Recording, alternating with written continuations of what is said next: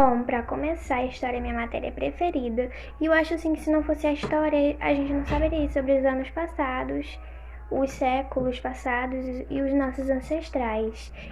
Vamos estudar história, gente. Professora Yasmin, hoje nós iremos estudar características do Estado moderno. Estado com E grandão, E maiúsculo, quer dizer país. Abra seu livro de história na página 15, certo? Do século XII ao século XV, formaram-se monarquias nacionais em Portugal, Espanha, França e Inglaterra, principais estados europeus do período. Ou seja, eram os principais países, os que mais tinham poder lá no continente europeu. Era a Inglaterra, a França, a Espanha, Portugal, eles tinham muito poder.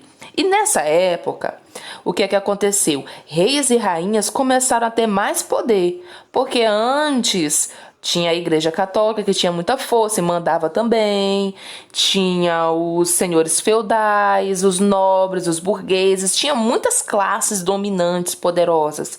E o rei tinha poder, mas não tinha tanto. Agora, os reis têm mais poder nessa época que estamos estudando. Vamos passar para o próximo slide. Os monarcas, ou seja, os reis, eram soberanos, poderosos sobre o Estado, isto é, sua autoridade não dependia ou se submetia a nenhuma outra e se estendia a todos que nele viviam. O que quer dizer? Quer dizer que naquela época os monarcas, ou seja, reis, eles eram muito poderosos e o seu poder era único, ou seja, se eles mandassem, tinha que obedecer. Certo? Vocês se lembram lá da Rainha Vermelha, lá da Alice no País das Maravilhas, que assistimos na primeira aula? Ela não era muito poderosa? Pois é, nessa época os reis tinham o poder absoluto. Ninguém mais tinha mais poder do que eles, nem mesmo a Igreja Católica, que naquela época tinha muito poder. Mas mesmo assim a Igreja não tinha mais poder do que os reis. Isa, vem aqui e explica pra gente um pouco mais sobre o nosso assunto.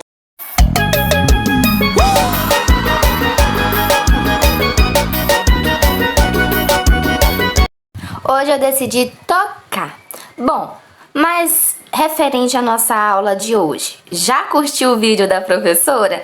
Curte aí e deixa seu comentário. Bom, já que monarcas são os reis e absolutismo quer dizer que eles estavam no poder total, nessa época aí que estamos estudando, os reis e rainhas mandavam em tudo e eles eram tão poderosos, seu poder era tão absoluto que até mesmo nem a igreja e o poder papal tinha poder a mais do que eles. Acredita?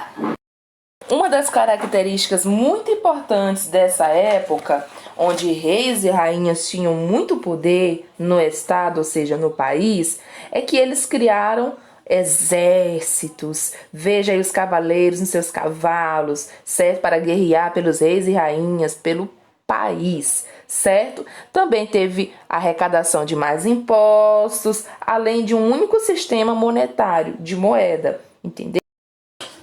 Para vocês terem mais entendimento sobre o conteúdo da aula, eu vou deixar agora uma continuação. Assistam, anotem tudo o que vocês entenderam, questionem, perguntem no grupo, curte, comenta no YouTube, tá bom? É assim que eu vou dar nota para vocês. Beijão e bons estudos!